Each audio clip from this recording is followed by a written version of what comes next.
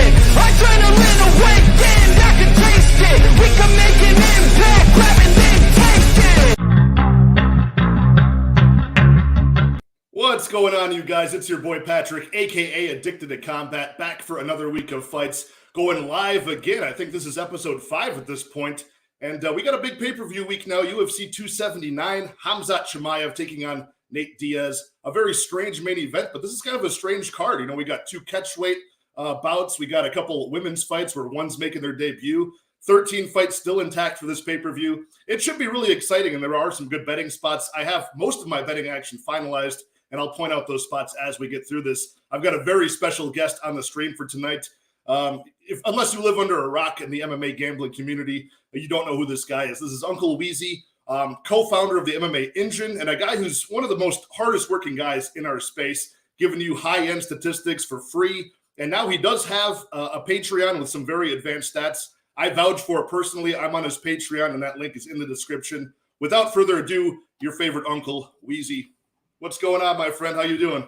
I'm doing good, Patrick. Thanks for having me on the show tonight, and thanks for the lovely intro, man. I appreciate that. Paloma's on absolutely. deck. Let's toast up to everybody here that's watching these fights, man, because That's right. This is I got to get it on the camera here. This is fresh juiced grapefruits here that I just did. Some habanero simple syrup. We got some tequila in there. I'm ready to have a great time breaking down all these fights with you in the audience tonight. This is a strange card, man. Difficult card from a betting perspective, but the deeper you dig in, the better spots you find. Yeah, I thought so as well. I've got 6 money lines lined up already on this one too, and a few scattered props. Nothing that I'm too, really hanging my hat on as far as the props go. I like the fighters' money lines the most here, but hopefully going through this with you and trading props, I hope I could use you as some people say in the space that you're not even a human being, you're actually a supercomputer that just studies MMA statistics and runs off of tequila. Is that true? Tequila and some weed sometimes, but tonight it's going to be tequila for sure. But yeah, I mean, dude, it's something that when people kind of opened their arms to me, and said, hey, we like your content, it just fueled me to work harder. And, it really is tough betting on MMA. It's a long-term game. You have to go in with a long-term mindset. And when you do that, when you put in the work, it really does show over the long term. So that's where I'm trying to kind of not be a professor, but just lead by example in terms of work hard, put in all the work that you can do and look at all the angles before you act, before you put your money down. And that way you get your money in for good. Sure. That's why I like your Patreon, because even as a content creator, a gambler, I trust my own intuition and my own picks highly, but I can use your numbers and your organized stats as like a tool, like double check my work almost. Am I seeing these time props the right way? And things like that. It's a very good tool. So that's all in the description, you guys. Let's shout out the chat real fast. We got Mushroom hanging out. We got Obnoxious American MILF asking for a little flex. Maybe when I get some more of that Paloma tequila in me, I'll break out the guns. All right, we got Victor De Jesus. What's up, gentlemen? Probably my 2 favorite cappers. Let's make this money this weekend. Hey, one of my favorite guys in the community, Victor De Jesus, always showing up. Didn't he gift you a bottle of tequila there? Dude, Vic's the man. That tequila that I got today was on my man Vic. He got me a bottle of Addictivo. Now, they didn't have it at the place that I went to, so I'm going to have to get another bottle of tequila. But this one right here is on Vic, so big ups to Vic. He's the man.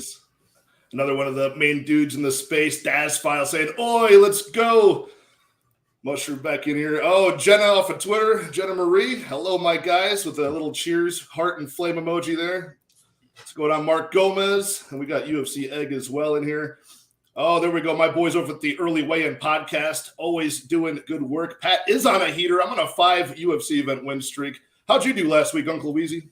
I wound up down 1.33 units, dude. It would have been up 1 unit, but I had gone 4-5 decisions. So with 35 seconds left in the third, he got that knockout, man. I mean, Tuivasa's got a brick for a head, but even he couldn't withstand that absolutely gorgeous finishing sequence. I mean, I was crying when it happened, but when I watched it back, I really appreciated it for how precise and perfect it was. It cost me just a tiny bit of money, and that was also the 4th leg of the greasy 4-legger, which I had a half unit on at plus 800. So it kind of turned a 1.33 unit down day, which could have been like a 5-unit up day. It would have been a shame. But all of those front kicks right up to the fupa of Tuivasa. You know, he was trying to call it a low blow, but I think it would have been a low blow if his fupa had not been in the way. But you know, it's almost a protective layer, like an extra cup for Tuivasa, if you will. I can't believe he withstood all that. I mean, Gon's unbelievable. Yeah, he is. I love both of those guys. I never thought that Tuivasa would ascend to this level of being that high in the rankings. So that's a win in itself. But hey, we got 13 fights to break down, so we're just going to get into it without further ado. Starting at the bottom of the prelims, first fight of the night is a welterweight bout between Darian Weeks and Johan Lainesse.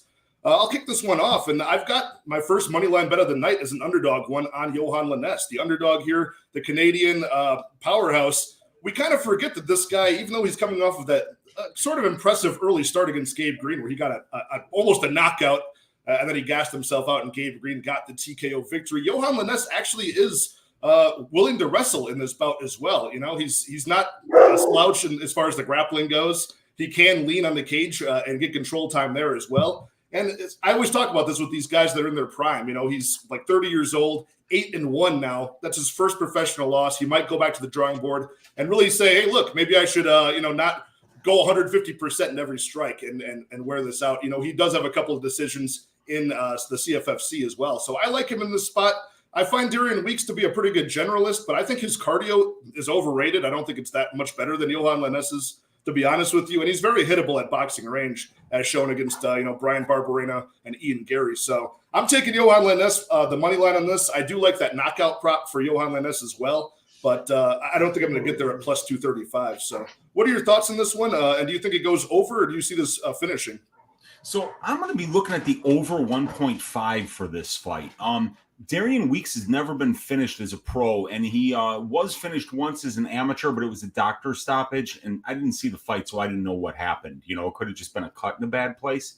But either way, he's very durable, and I think both of these guys can wrestle. You know, Weeks has got a good wrestling background, and that's kind of his base that he came into mixed martial arts with. So what I think is going to happen here is that I think this isn't going to be on the feet as much as some people think it might be early. And I think it probably goes over 7.5 minutes. At minus 155, that's about a 61% implied probability on that line, Patrick. But the divisional over 1.5 rate at 170 pounds is about 66.7%. So we're getting a 6% break there. We're getting a 14.2% break when we compare the two fighters over 1.5 rates at the UFC level to the implied probability of the line. And then also these guys are going over 1.5, 8.2% better than what the division does. So it's a trifecta bet. It just is underpriced at minus 155. Now, Lainesse has power, absolutely. But you talked about it. First loss, and the reason he lost was because he just ran out of gas. So maybe we start to see a little bit more of a measured Johan Lainesse because he has a complete skill set. He can wrestle. And we've seen him mix that in a decent amount of times on the regional scene and at the UFC level. So I'm going over 1.5 here. I'm leaning Weeks in this fight, but I am not on the money line side because I could see pads for both guys. You know, I like that. That set at over 1.5 does give you that option. And I think you're right. There might be an overcorrection on the game plan of Johan Lainesse, where he's like, maybe just slow this down, see what happens. And I do see this maybe even being a late finish for Johan Lainesse in this fight because I've noticed with Darian Weeks, I mentioned his cardio isn't all that elite. By round 2, a lot of times he's very labored. His hands sometimes start falling away from his chin. He could be flat-footed and still open to throw leg kicks and things like that and get countered. So that happened with him in both of his previous fights. And Johan Lainesse still throws power. Even when he's tired in those later rounds, he'll still kind of charge himself up, coil up, and throw one Hail Mary shot even when he's dog tired. So I do like that over 1.5 as a way to not pick a side on this kind of sketchy first fight of the night. So any other thoughts on that one? I know we got a couple of people filtering in. Couch Warrior Podcast saying, let's fucking go. And a slick KO for your brother last week, Pat. Yeah, Papa Chuck was saying he thought Cyril God might be related to me. You know, the bald head, the tan skin. both jacked as a motherfucker. Of course, we might be related. I don't know. If I could speak French, I could do a better Cyril Gane impression. That'd be much better because, yeah, he's decidedly French. That accent is so French. Oh, there we go. We're talking about the ADC champ, Daniel Wolf. Oh, yeah. Awesome. I like it. Can't wait to get to that one either. But yeah, okay. So we got a little bit of dissent early on. We got one on weeks, one on, and yes, that's right, Mark Gomez, over 1.5 means you're going through the halfway mark. So once that clock hits 2:31 of round 2, that's the over 1.5 of the fight. That's correct. So yeah, moving on. We've got one on weeks, one on the underdog there, but we both liked it over 1.5. Moving on to a bantamweight bout now between Healy Alateng and Chad Anheliger.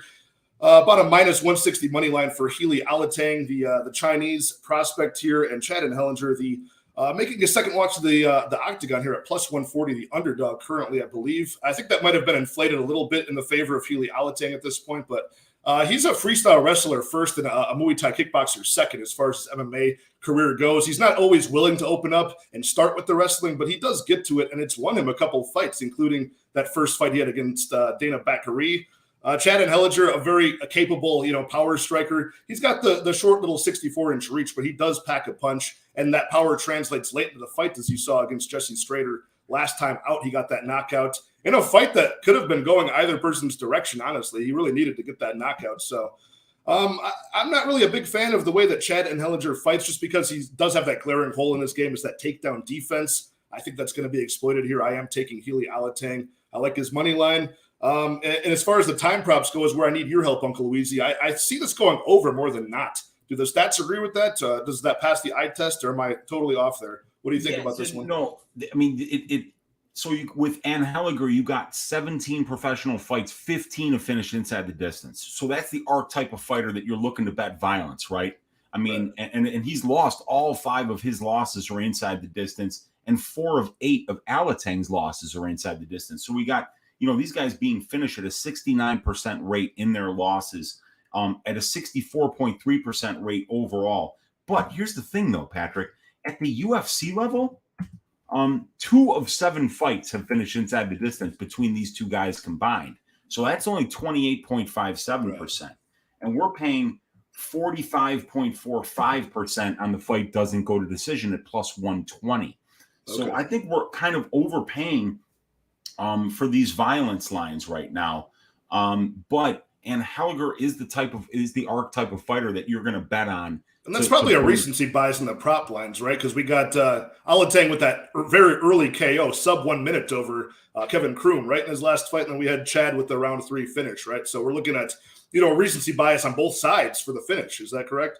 Yeah, we are. But if you look at where the lines are overpriced and where I look at that is like when I just compare the divisional finish rate to the implied probability of the line, because you have this benchmark over 10 years that tell you in this division, which is 135, that these guys are finishing at exactly a 49.24% rate, So it's a 50-50 shot almost, so whether it's going to finish inside the distance or not. So you're getting plus money for the fight doesn't go here. So they're trying to lean you towards that plus money because only 2 of 7 fights have finished inside the distance. So when I determine whether a line is overpriced or underpriced, I compare the implied probability of the line to that divisional benchmark. And when you look at the violence lines, they're underpriced by 3.8%, 2.3, and 1.5. And it's the non-violence, the over bets. The fight goes to decision, the over 2.5, the over 1.5 that are juiced. 11.2% over the benchmark, 6.7 and 6.7%. So I think that the value is on the violence lines, actually. Okay.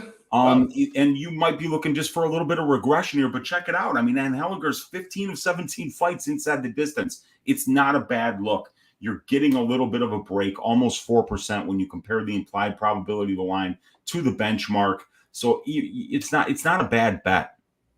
Okay, gotcha. Yeah, looking at the history, because Chad has been finished in all 5 of his losses, right? I believe they're all by submission. Wasn't the last time he actually lost quite a long time ago? 2014. Right? Yeah, it was like 8 years ago. So long ago. This dude's on a 10-fight win streak. Right, and likewise with Healy Alateng is a little bit similar, I believe, just offhand, wasn't it? Quite a bit ago. It was maybe 2017, 2018, he was knocked out. Kayasakura. Okay, so yeah, so it's been a bit. So we'll see. I mean, maybe you could view that as it's time, or those stats are still relevant. It's still the way that the only way that Chad's ever lost a fight. So who do you have like a side on this fight? How do you see this one playing out? I'm picking Alateng. I love the dude's camp. Coming out of Fight Ready now. Right. And I think he does mix in the wrestling. He's got a lot of power in his hands, but he's not the best minute winner on the feet here. If the people that are taking the plus money shot on Anheliger, I get it, but I think he's deficient in a couple areas too.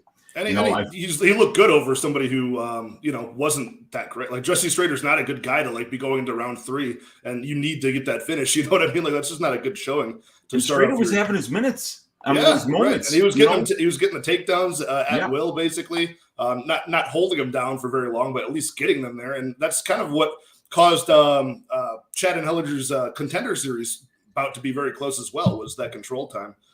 So, yeah, I don't know. I don't think it's worth the shot on the underdog here. I'm not going to talk anybody off of a bet.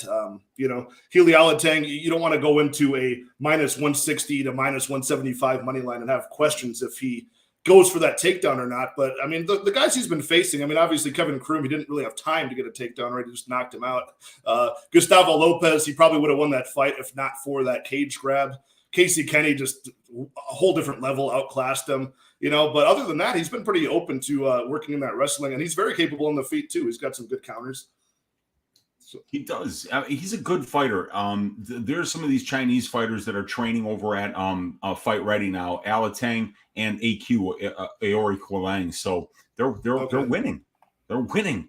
There's something that over there at Fight Ready is working. Gotcha. Yeah, what's up? Taking notes, of course. And we got our boy Cody of Blood Money MMA Bets. You guys all got to go over and give Cody a subscribe on Blood Money MMA Bets. He does very good work. He had a clean sweep just like I did last week as well. And he's only like 20 or maybe less subscribers short of 1,000. So good on him for making that huge improvement. I think his channel has grown like more than double just in the past 5 or 6 months. So go give him a subscribe. But we're on the same side again. Channel for sure. Yeah, he's great. I'll be on stream with him and Johnny K Picks and the Any Action Sportscast before the fights, like 2 hours before on Saturday. So we'll be over there. Moving on to, let me make sure I got this order right. Are we already up here on this first? We're going to Elise Reed. I skipped one. Elise Reed and Melissa Martinez. Women's strawweight, first bout of the night. This is what I alluded to in the intro when I said one of these women is actually making their debut. That's Melissa Martinez. And we've seen this trend a little bit where we get kind of a good record on an opponent coming out of Combate, and they've been off for two plus years now. She's 25 years old now. She's been out for, the majority of all of 2020, all of 2021. So it's going on about a 2.5-year-long layoff. So she's in her prime years. You can assume that her skills have not regressed for Melissa Martinez. Elise Reed, Taekwondo background. I'll let you kick this one off, Weezy. What do you think about this fight? Yeah, so in this one, you've got a debuting fighter in Martinez who we've got a big chunk of missing information on. This young lady's career, I think, is 7 years long, and she's got 6 fights. Right. Or 7 fights. But, she's on a 2-year and 9-month layoff. She could be much better. She could come back and look way better. But she's a really good striker with a traditional martial arts background. Same thing with Reed. Traditional martial arts background, really good striker. Neither one of these ladies offensively wrestles much. They're both more comfortable standing. So when I see that, I prefer to take the plus money side because they're both going to get the fight that they want.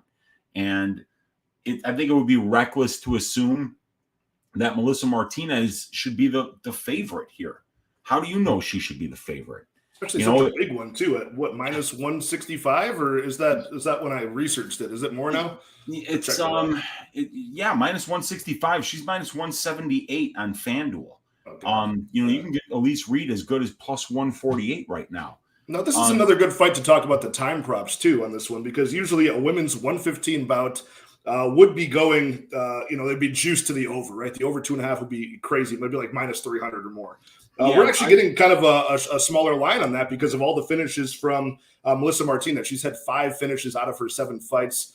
Obviously, they're against a much lower level competition, including her last fight was not a finish, but she barely won that fight as it was. I mean, it was a close split. So what do you think about those time props? I want to say those are it's kind of a discount, right? Is it like minus 235 for the over 2.5? Last I checked. I've on the prop template, I'm showing minus 275 on the over 2.5, and that's actually fairly priced. And that's within 1% of the divisional finish rate or the divisional over. I'm sorry, I saw fight goes to decision was minus 230 when I saw. Okay, yeah, I'm showing minus 225, but it could have moved a tick. Okay. I think that the over bets are the ways to play this fight. Right. Reed that's not that bad. I mean, but obviously the question mark is, has Melissa Martinez been taking the past 2.5 years to like become some sort of super striker? She ends up being like the Francis Ngannou of the division. I don't know. It's just such an unknown. Yeah, I mean, especially when it's women that take off between like 22 years old and 25. Like, there's so much growth and development in those years. The last one that I remember doing that was Melissa Gatto, and remember how great she looked. I mean, she was a pure grappler, and then you came back in her UFC debut, and her striking looked good, and it was like, whoa. She's leveled up seriously, and this could absolutely be the case with Melissa Martinez. However, you look at who Melissa Martinez has fought, and you stand that next to Elise Reed. Elise Reed only has 7 fights, right? But check out the names on her resume. Jasmine Jazz Davicius, Jillian DeCourcy, Hillary Rose, Sijara Eubanks, Corey McKenna, Sam Hughes. The only non-UFC level fighter is Rebecca Brigman, and that was her debut. And her debut was in Bellator, and then she had 3 straight fights in CFFC. Mm-hmm. It's as good of regional scene competition as you're ever going to see. It's as horrible as a welcome to the UFC as you're ever going to get, fighting Sijara Eubanks up a weight class on short notice. I mean, and what do you expect to happen? She's a BJJ black belt too, while Elise Reed basically never even owned a BJJ gi. So I'm surprised she's gotten far for this level. You know what I mean? Like, to have that bare bones skill in one discipline like Taekwondo. It'll be a battle of Korea versus Japan because what's her name? Martinez comes from a karate background. Both her parents were karate specialists. I did watch, alluding to what Couch Warriors talking about, I watched an interview and somebody straight up asked her. I had to put the translator on. It was in Spanish. I don't speak a whole lot of Spanish, and she didn't even mention any of this stuff. Like, she said that she was just out refining her skills for the past couple of years. But I guess some inside information. My guy Mike at Couchware says that she's been kickboxing the past 3 years. So some sort of world champion in 2021. So heads up for that. I am leaning the Martinez side just only because, the most low confidence pick maybe of the entire card. Just because, of course, being undefeated, I haven't really seen anything that Elise Reed can specifically pick apart in her game. Like, I've seen enough of Elise Reed where I've seen her get finished before. I've seen some spots where she does not look good, specifically the wrestling. So I don't know. Martinez is young enough to make some improvements. So just based off of the pure possibility, I'm going to lean on her side, but no way she's going to cover that minus 165 pre-flop. You know what I mean? Well, if she comes back even better than what she was in the past, if she levels up like we've seen some young fighters do, I think Claudio Puelles is another one that we saw disappear for 3 years. Mm-hmm. Now he's on a 4-fight win streak, and he's like the knee bar king. Right. I'm looking at the names on Super Melly's resume: Desiree Yanez, Caroline Gallardo, Francis Hernandez, Ivana Martineggi. There's really not. This is a step up. Elise Reed's a step up for her. I'd take the plus money on the money line here, or just bet Reed by decision because I don't think she's finishing her. And I like the overs as well, Patrick. Yeah, so we're both on the overs. 2.5, the fight goes. Yeah, that's not bad. Yeah. For the divisional finish rates, I'm sure are way more than that likely that they're going to go over, right? Yeah, at 115, the divisional finish rate is what is it, 30%? Right. It's low. Right. So we might as well move on to the next women's fight of the card, which is now at featherweight, the division that has, I think, 8 or 9 women in it. It's pretty much just like fat camp, basically. It's like where you send, if you miss by a pound or two at bantamweight once or twice, and Dana White says, you're going to fat camp, you're going to featherweight, and that's kind of where you end up. In Danielle Wolf's case, this is Norma Dumont versus Danielle Wolf. She, that's her natural weight class. It was 152. That's where she did her amateur boxing career, not professional, but amateur boxing. And she's 39 years old now, Danielle Wolf, coming off the Contender Series. where she fought Tanisha Tennant, who at the time was kind of a nobody, but now she's the bantamweight champion, I believe, at Invicta. So she had a fast rise after getting defeated by somebody with a 0-0 record. But Danielle Wolf been out. She's 39 years old, very big though, 5'11", a big reacher at 70-inch reach. Norma Dumont, nothing really special about her. What worries me about Dumont is she's primarily having success in the striking realm. So unless she makes the change and goes to a full, well-rounded MMA game, goes for the grappling early, and just avoids all danger, I don't know how this goes. And I don't know how she covers a minus 330 and growing money line over Danielle Wolf at plus 275. I don't know how she does it. What can you tell me about this fight? And is there any reason why you should be betting Danielle Wolf here? Does she have any value at a 1-0 record in MMA? I'm thinking about pulling the trigger because the line's just gotten ridiculous. It's not like, oh, Danielle Wolf's going to starch this hoe. It's not like that's what I'm thinking here. Everybody's a little bit hesitant for this being such a big money line, right? For a minus 300 plus, minus 350, you should be kind of like, what round does she get to finish, right? You shouldn't be saying, I don't know, I hope she doesn't stand with her. You know what I mean? Yeah. I mean, when you go and you watch that Wolf Tennant fight, Tennant's trying to take her down. Tennant's getting her in the clinch. Wolf's doing everything correctly. It looks like she's really well schooled. And you know what I thought was very interesting too, Patrick? When you watched her Contender Series fight, it's the only one you're going to find, right? You listen to the interview before the fight. She picked up boxing gloves less than 12 months before she was on the Olympic team. Yeah, it was because she was like in her mid to late 20s. Yeah, she was already, pushing 30 at the time that she even just started to box, and she's won a lot more than she's lost. Doesn't have like a crazy great boxing record, but she claims it's 64-9, even though the records that you find all over the internet are like, something like 27-14. It's like not that impressive. She claims it's 64-9. That actually would make more sense as an amateur boxer that many times. You would have fought like multiple times in a day. Yeah. But I like that she shaved some losses off of this. My favorite part. Yeah. Either way, with Dumont, you're making a lot of assumptions. If you're betting this line, you're assuming, okay, if she doesn't like how it's going in the striking, Norman's just going to be able to easily take her down or easily clinch her up.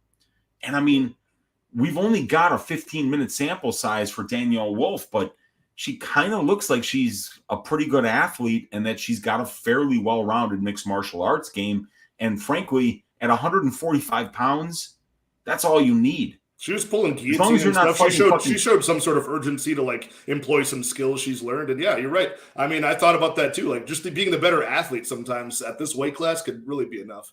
It could be enough, and just being gifted athletically, just like you said, being able to transfer from one sport to another and be good at both of them, that's almost enough at 145 pounds in the UFC.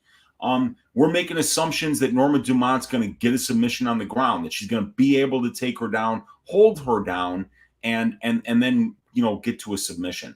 But I mean, at minus 400, it's the kind of thing that busts your parlay, and then at the end of the night, you're just saying, wow, how stupid is Norma? Why didn't she just take her down? Well, what evidence do you have that she's out there shooting for takedowns? And Norma Dumont's got 5 UFC fights and 73 minutes in the cage. She's only attempted 11 takedowns. She's only gotten 5. And then you're going to have to wonder, like, at what point. Sometimes these fights, maybe she gets the takedown in the round, but when? After she gets outstruck for 3 minutes, 4 minutes, and then there's more striking against her than it's control time for her. I hate those spots because you really just, gamble. It's just the essence of like degenerate gambling right there, like, it really is. But plus 700 on Danielle Wolf by knockout, and we've seen Dumont out cold from Megan Anderson. One punch, one right cross. What do you think about that? That's the last time that Norma Dumont fought a pure striker. Which is what Danielle Wolf is. Yeah, about the same, almost the same size too. Yeah, same athletic ability because Megan's a good athlete. She's got the right build for that 145 weight class. There's no way Megan Anderson's making 135. So she's already in the right weight class. But we've seen when Megan has problems when women are taking her down. We'll see if Danielle Wolf can keep this fight standing. If she does, Norma Dumont ain't going to look minus 400.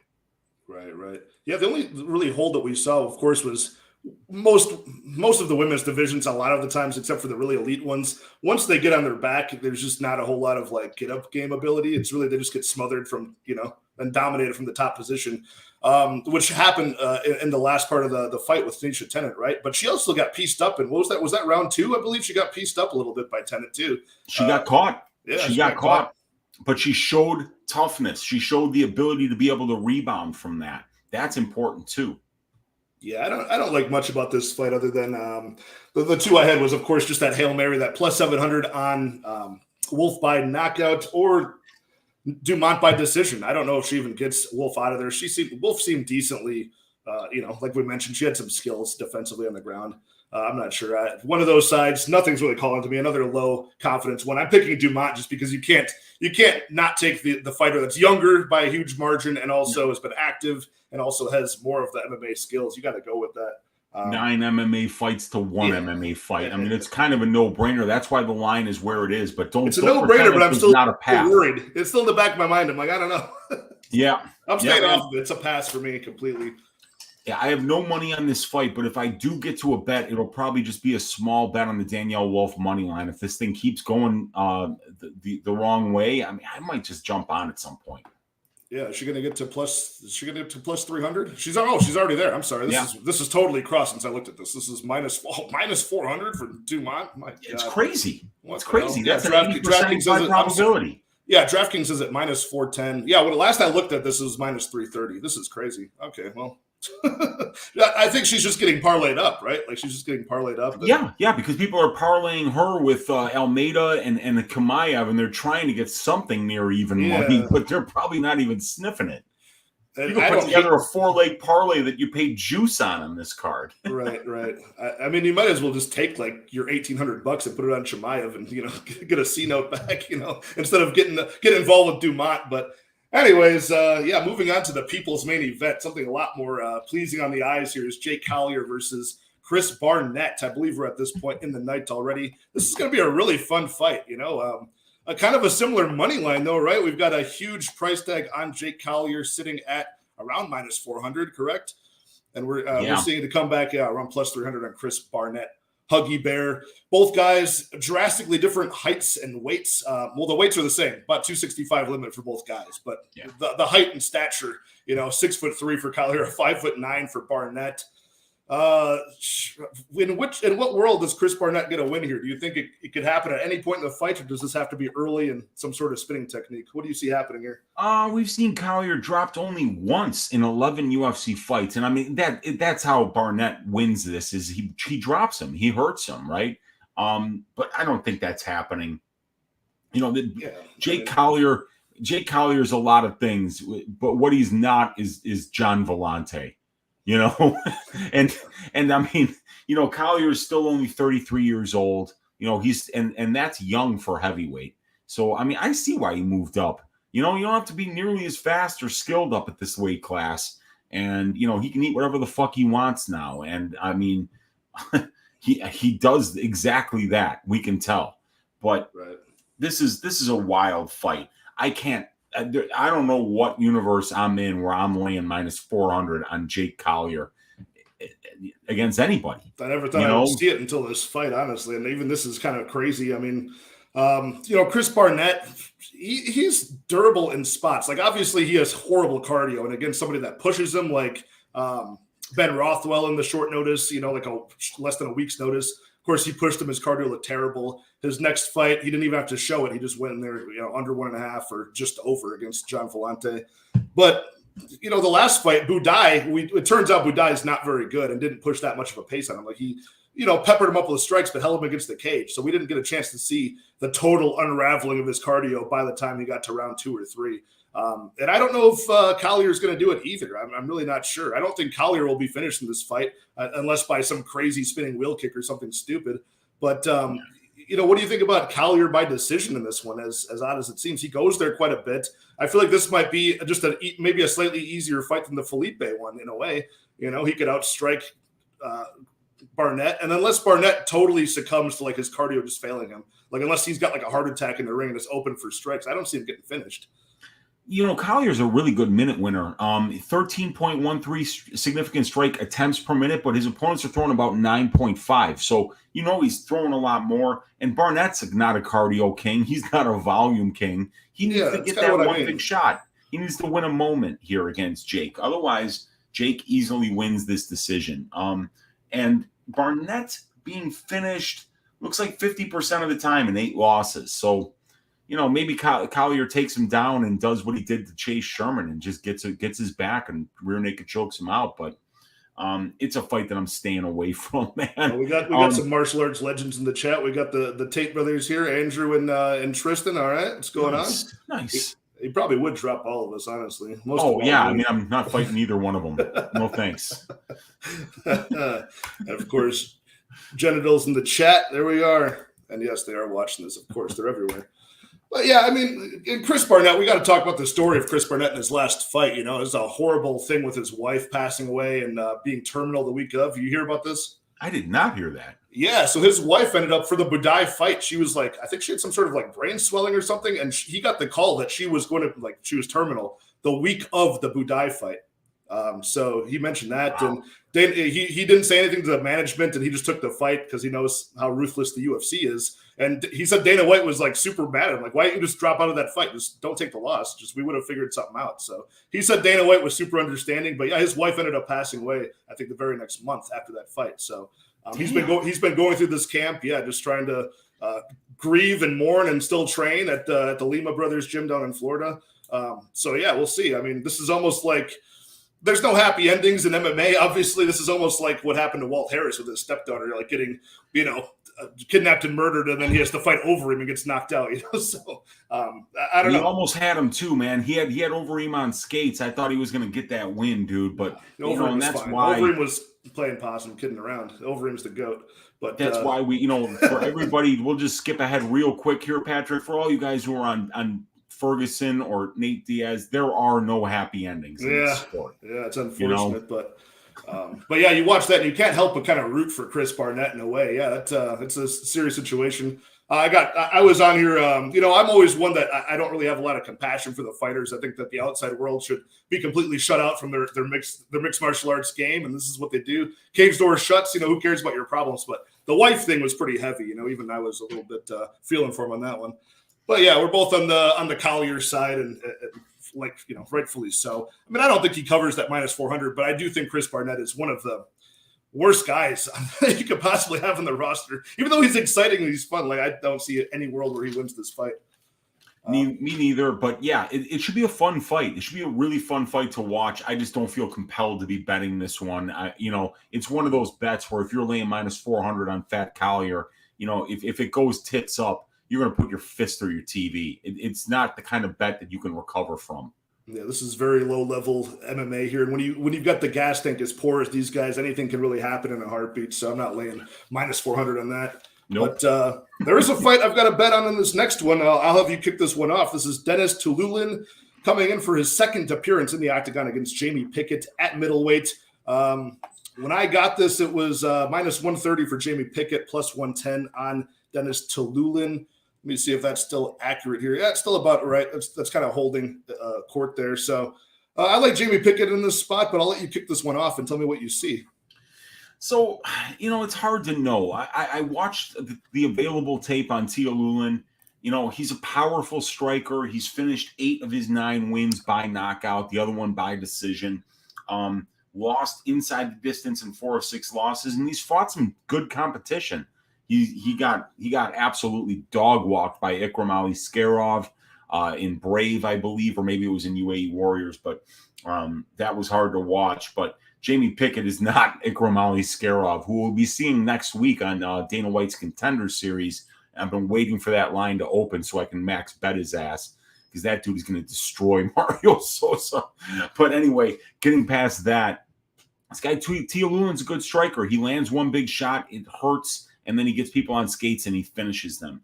Pickett also hits hard, but he's a lot slower, lower volume, looking to hunt that one big shot. And when he doesn't get it, he tries to push his opponent up against the cage and win minutes there. It's what he did in the Staropoli fight.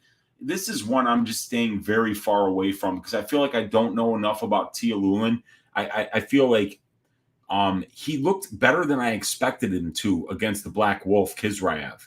And now he's fighting the Night Wolf. So he's wolves back to back here for Tiuliulin, you know. That's true. We'll see how he handles it, man. Hopefully the Night Wolf isn't as tough as the Black You're right. Wolf. I mean, especially when you consider the price tag on him. He was a short notice replacement, I believe, for Kisraev, and Kisraev was something crazy. Wasn't he like over a minus 1,000 favorite by the time it closed? I maxed that Kisraev at minus 310 because I was like, this line's going to get out of hand. You know, when I watched the tape, I was like, there's no way that Tiuliulin's going to beat this guy. So it was Tiuliulin going for the striking and having success there as such a big underdog on short notice that really added, I think, some additional like impressiveness to it. You know what I mean? It did, and you know he's sparring with Strickland all the time. You know, and Strickland all he does is spar. So this guy is probably ready to get in there and throw hands. And I think it should be an exciting fight, but it's one that I'm really staying away from. I took a long look at the under 2.5 at plus 120 earlier in the week, and I just couldn't pull the trigger. Pickett's really durable, and I don't have faith in his ability to be able to finish at this level. So I'm just staying away from this one. Yeah, I'm on the Pickett side. Actually, I'm not a big fan of like trusting that guy over most people. But he has come through with a solid game plan. He gets the body lock, trip takedowns, or just muscles them off the fence to the floor. And I'm not sold on the cardio of Denis Tiuliulin. That looks horrible. And most of the times he looks well before the UFC was all round one finishes, or him even getting finished in round one himself, or finished late when his cardio falls apart. So one thing about Pickett is he does fight through that fatigue. He can at least stand there and be defensively sound, usually as the fight goes on, and at least use that giant frame to lean on you, keep you at bay, at least worried with his long strikes that he has. So I like him in this spot. I do have a money line bet on him at minus 130, I believe I got it at. So I like it. You know, it's not it's kind of a buy low spot on Pickett after he got beaten by Kyle Dawkins at the last second of round one. He got caught in that Darce choke, and we were wondering why he tapped so fast. I think he said his tongue was like caught between his teeth in that choke. So, so he was just like, if I didn't tap, my tongue was going to be chopped in half. So he tapped quite early on that one. So if this is a slugging brawl early, I think Tiuliulin has definitely a chance. But as this gets past minute 3, minute 4, minute 5, the bell, round 2, I think Tiuliulin's chances are pretty much over in this fight. So I'm just hoping to get there. And then I really do think Pickett could even get him out of there in the later parts of this fight. Yeah, I mean, I need to know more about Denis Tiuliulin. I need to know more. Yeah, we got Victor De Jesus on Tiuliulin. Hopefully, I wonder if he sees that happening early as well. That's the only place I can see. You know, sometimes early on, Pickett can be hittable. He can be kind of slow to react to some of those strikes coming back his way. But at his best, you know, we saw in his contender series, his final contender series bout, he went crazy with like a 8-piece combo and knocked the guy out cold. So hopefully we can see some of that against a low-level guy here. They're really giving him a chance to look good in this bout, I believe. So, yeah, I don't know. What do you see about that money line? Do you think the money line's about right, or? Yeah, kind of. But just because I think you see Tiuliulin with more finishing equity. You know, just when you watch the tape, the guy hits really hard, and we don't see that much out of Pickett. He's finished lower level opponents, including Pati, the guy that he finished on the contender series. His third appearance, they really let him duke it out in there a few times before they. They did. They liked him. They wanted him in here. And even though he hasn't performed particularly well, 3-5, and the wins that he's gotten against Staropoli and Holmes were meh, they clearly want him here. They want to be in the Jamie Pickett business. So they're giving him a fight where they think that he can make it exciting. So Jamie Pickett is one of those weird guys where he's got like every physical advantage at 185 and somehow doesn't like perform. Like if you saw the guy, you would assume he's like a middleweight Ngannou, like he's just going to be knocking people's heads off, and it's just far from the case. But I'm going to trust him here. You know, just a small stab on that money line, 1.3 units to win one back. But we do, speaking of contender series alum here, we've got a very exciting one up next at a catchweight bout in the heavyweight division. Isn't that weird? We've got Jailton Almeida taking on Anton Turkalj, the pleasure man, who is making his short notice debut against Jailton Almeida, taking the place of Shamil Abdurakhimov. So now this is going to be at 220 at catchweight. It's another big money line here, right? This is one of the guys that is probably going to be a parlay piece for a lot of people at minus 900 odds or whatever he's at for Jailton Almeida. Let me double check what that is currently. I should have these updated ones. Okay, so it's moved down a bit. I saw it open super high. Minus 700, Jailton Almeida, plus 500 for Anton Turkalj, the pleasure man.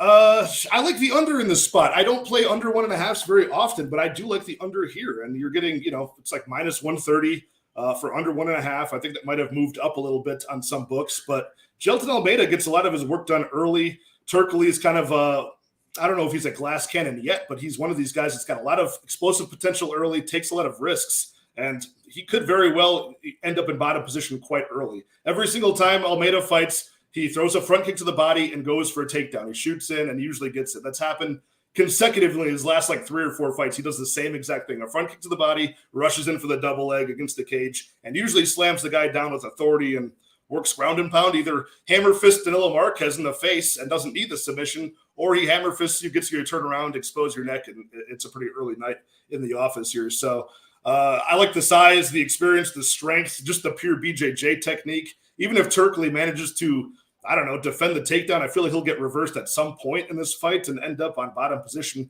Turkalj uses a lot of, I don't know if you noticed this, Weezy, he uses a lot of like just being the bigger guy at 6'4" to muscle his way into a good position as opposed to like changing levels at the right time, getting good technical takedowns. He usually just muscles the guy off the cage and tries to force them into the position he wants, right? So I don't think that's going to work against Jailton Almeida, so I'm on the Almeida side. I like the under 1.5 here. Do you have any stats to support that based on these guys' performances so far? Well, yeah, I mean, look, Turkalj, 8 professional fights, average fight time, 4.5 minutes.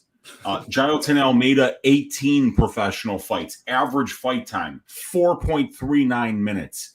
Jailton Almeida has 3 UFC fights, and he has spent less time in the UFC cage than Turkalj has, because Turkalj has 1 fight and it went to decision. That's a funny stat. That's true. Yeah, I mean, these guys, they fight like they're double parked. Even when you see, and I've said this a number of times, but I want to reach your audience with it, Patrick. If you haven't watched Anton Turkalj's fight against Konstantin Soldatov in Brave, you got to watch the walkout, the fight, and then after the fight. It's just brilliant. He comes out to 9-5 by Dolly Parton. He's doing like a dance and pretending like he's scared and stuff. And then he goes out there, throws 1 spinning back fist, wins the fight. Then he sprints to the side of the cage, kicks open the door to the cage, and then sprints out of the arena. It was just brilliant. It only took about 10 seconds. It was like BJ Penn versus Kyle Luna when he got him with that 13-second knockout and just left. No post-fight interview, just walked literally back to the dressing room, ate some poise, smoked a blunt, and called it a day. There's been a lot of people that have tried to recreate that BJ Penn performance from back in the day, and it never looks as cool as when BJ does it. But that was a pretty close second place. Turkalj's the man. He's fun. I'm glad that he got this fight because it means we're going to see him probably a couple more times after this. Almeida is scary. He's a scary grappler. He's like one of these guys that you're like, you take one look at him and you're like, I want to get steroids from that guy's guy, because he's got the good stuff, not that I'm advocating the use of steroids. I've never used them in my life, but, still, you take one look at the guy and it's pretty clear, that he was probably juicing at a few different points in his career. And now everybody has to deal. Almeida? Yeah. He's doing it now, and so is Turkalj. Why wouldn't they be? They're prize fighters, and the drug test doesn't work. So go ahead.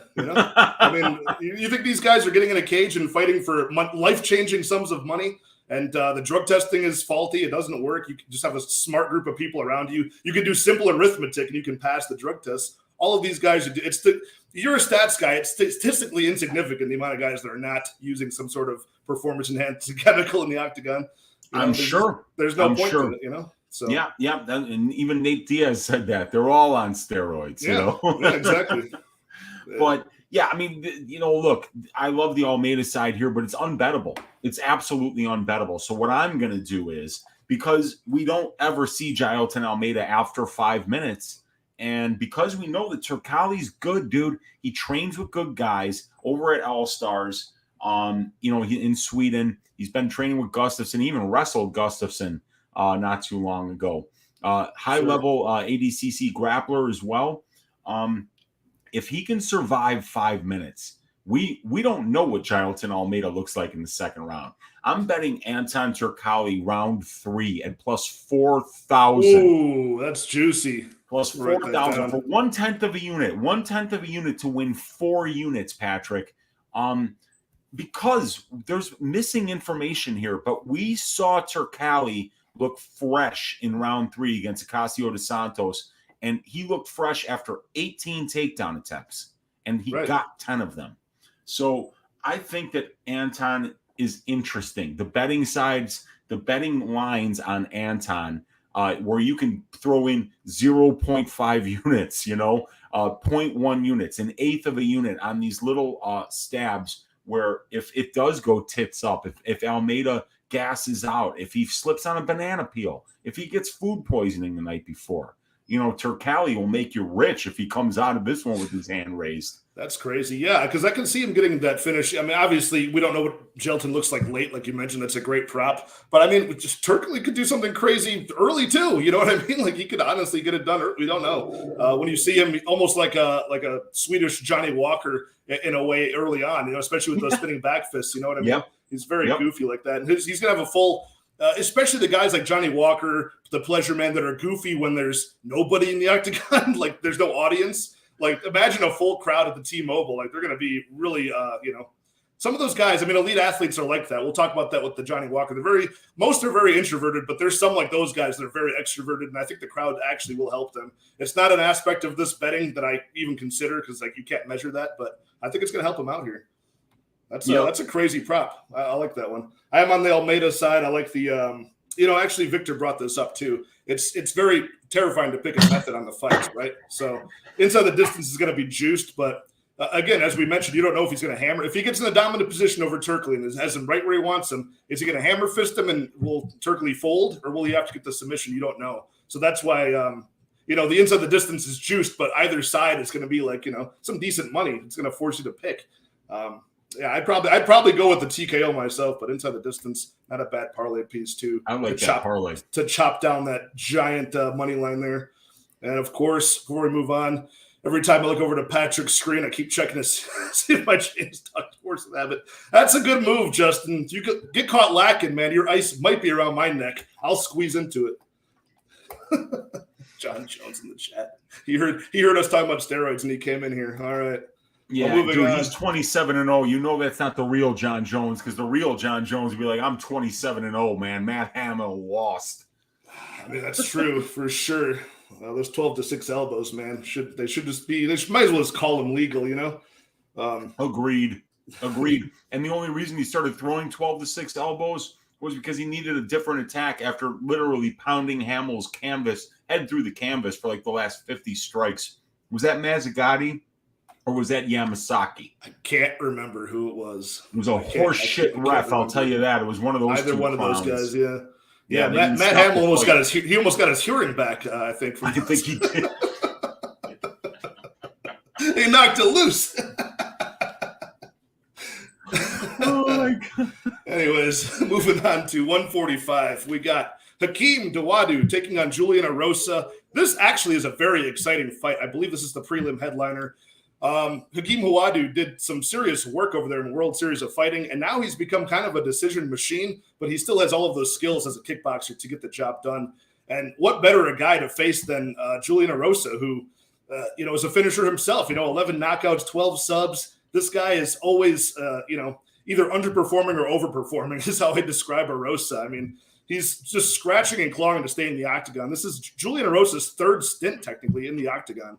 So 33 years old, a huge frame at 6'1", 4 featherweight here. He'll have a slight reach advantage over the kickboxer Hakeem Dawodu. And Julian Erosa has some pretty good striking himself, but I'm on the Hakeem Dawodu side here. I do have a money line bet on him before it got too out of control. I just like everything about this guy's Muay Thai, and I think he can time even a knockout blow on Erosa. Erosa's got that awkward style where he's a little bit craned over as a big man, usually leaves his chin exposed out there. And unless he gets in some sort of weird scramble here and is able to submit Dawodu, I don't think he's going to win this fight. So I'm just taking the straight up money line. I would lean towards a finish for Dawodu, honestly, but just with the trend of the way he's been winning his fights, I don't see it. So what do you think about this one? Are you taking the stab on the underdog here? Nah, I was looking at it earlier in the week because Erosa is always live. He's just one of those guys, when he's plus 190, he wins. When he's minus 220, he loses, Yeah. Very unpredictable, high variance fighter. And when you think he's chinny, he takes 50 square shots in the face and doesn't blink. It's weird. I mean, he's a very difficult fighter to figure out. And then you got Dawodu, who, like you said, isn't showing really any finishing potential up here at this level. And he's winning a lot of split decisions too. So he's one of those guys that it's kind of easy to fade just a little bit because you're like, damn, this guy's in nothing but close fights. And if I'm getting plus money to bet against him and he's in another close fight, all I got to count on is the incompetence of the UFC judges. And that's like a minus 1,000, that's going to, that they're going to be incompetent. So, it's, I see why people are betting Erosa. I get it. At plus 190, it's not horrible, but I think the stab that I would take, 5 dimes as the fight doesn't go at plus 120. That's a little bit juicy because Erosa is such a good finisher, and because he's been finished in so many of his losses, he's the archetype of fighter that you don't mind having a violence bet on his fight. And he could bring out the type of fight out of Dawodu that would cause him to be more of a power puncher and less of a minute-winning kickboxer. Right. Yeah, that's kind of the way I was looking at this one too. And the reason why there's a lot of close, split decisions for Dawodu is, again, you're measuring the control time against him versus the output on the feet where he always wins. But one thing about Erosa is he's not like really an offensive wrestling type of guy. He gets in those scrambles where he can lock up a Darce, his signature move. Otherwise, he's not going for it himself. So I don't think that's too much of a worry here. And, I do like Dawodu in this spot. And like Victor said, yeah, this might be fight of the night candidate because both guys have the potential to be very exciting, especially Erosa could bring that out of Hakeem here. So, yeah, you got any bets on this one? No bets on this one, man. And you just said it too. Erosa only 21 takedown attempts in 11 UFC fights. So the guy's not, he's getting them at over 50%, which is excellent. But yeah, 12.54% control time for only 11 takedowns in 11 fights. So you can't really count on this guy to pull an Evloev out here against Dawodu. Right. So it's going to be a fun one, though. I'm very excited for this fight. The more I broke it down and looked at it, too, just because of all that past potential in his early 20s that Dawodu had to get those finishes. So I'll be right back, Patrick. I'm going to just fill this up. I'll be right back. Bring us in with the next fight. Yeah. So the one prop that I like about that one was the plus 250 for Hakeem Dawodu to get that knockout. I think at some point it could happen. Just the unorthodox style of Erosa. He tends to be very defensively lacking, so I like that one. But we are moving on to the main card here. So there are 29 of you guys in the live chat. Hit that like button. Hit that subscribe if you have not already. I know you guys are all here for Uncle Weezy's pretty face. Not mine, but it's okay. I'm glad you guys joined me anyway. So we got Ian Cutelaba taking on Johnny Walker to start off the main card. And what a start to the main card this is. Two guys that are very colorful personalities, I'll put it that way. You got the Moldovan maniac, Ian Cutelaba, as the minus 195 favorite. Johnny Walker, the Brazilian giant that's 6'6", kind of moves around like the that inflatable thing at the car lots, the way he got knocked out against Jamal Hill last time. He is the plus 165 underdog here and has not had the best run. That really boring decision loss where nothing happened against Thiago Santos last October, and now he got knocked out. I believe that was early February of this year. So a vicious round one knockout for Johnny Walker.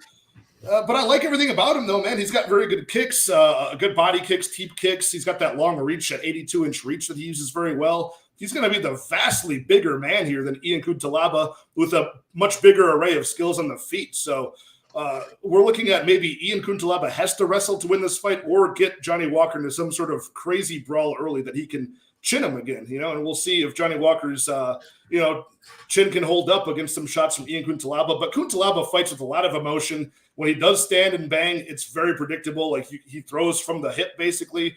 And I think Johnny Walker has the tools to counter-strike him and actually knock him out. I like the round one knockout at plus 650 for Johnny Walker. Most of his finishes have been in the early part of the fight, under 1.5. I like it here. I'm not, betting either side. I am picking Johnny Walker to win. I think he can do it. even if Ian Cutelaba wrestles against him, I think his gas tank is so suspect that could be a detriment, and Johnny Walker could do something on later in the fight as well. I like everything about Johnny Walker. He's not that old yet, even though he seems like he's getting washed up. He's been fighting some very hard opponents now. He's gotten a lot of flack for being boring and slow to open up against Thiago Santos, but who hasn't against Thiago Santos recently, to be honest with you? So, I like Johnny Walker here. I like him to get that round one knockout plus 650. Sign me up a sprinkle on that, just like a fifth of a unit, nothing crazy. What do you think about this one? Do you like Ian Cutelaba? So I love this fight. First of all, it's a great fight, but I'm leaning Walker myself, and I'm looking to make a KO bet on Walker just because I think he's very live. I mean, this guy's got serious power. 2 knockouts in the first minute of round 1 in Johnny Walker's career against Ledet and against I think it was Serkinov. Yeah, Misha Serkinov. He had that awesome flying knee. Yep. Yeah. And look, beautiful. I mean, Walker's beaten 2 guys that have beaten Cutelaba. He beat Ryan Spann, and he beat Misha Serkinov. Both of those guys iced Cutelaba. And he's a big underdog here. And I was talking about it on the DraftKings show earlier today. The reason this line is where it is everybody remembers what's the last image that in your mind of Johnny Walker? It's that inflatable car man pose where he got knocked out against the cage. The arms back here looks like he's shooting a fadeaway, and then you see the other picture of him like just lifeless against the cage. Yeah. You get caught in this sport. It happens. But this dude's a freak. He's a freak. 6'6", 82-inch reach, 1.33 knockdowns per total significant strikes landed. He comes from angles that most humans are completely incapable to come from. It's mathematically impossible for a lot of people to even attempt some of this shit that Johnny Walker does in the cage. Cutelaba's a fantastic wrestler, though. 30 takedowns in 12 fights, 48 takedown attempts. He's averaging 4.75 takedowns per 15 minutes. And listen to this. He's getting his takedowns at a 62.5% clip. Okay. That's crazy. Those are video game numbers. Right. So his fights are taking place in control time positions about 40% of the time. With Walker, it's about 26, 27% of the time. Cutelaba is going to have to push the pace and grapple. And if he does that early and often, he could get a finish. And if he doesn't, man, he's going to have a hard time getting the fight to the ground and keeping it there in the second, and that's when Johnny Walker probably ices him. But this is going to be an action-packed fight. Great pay-per-view fight here.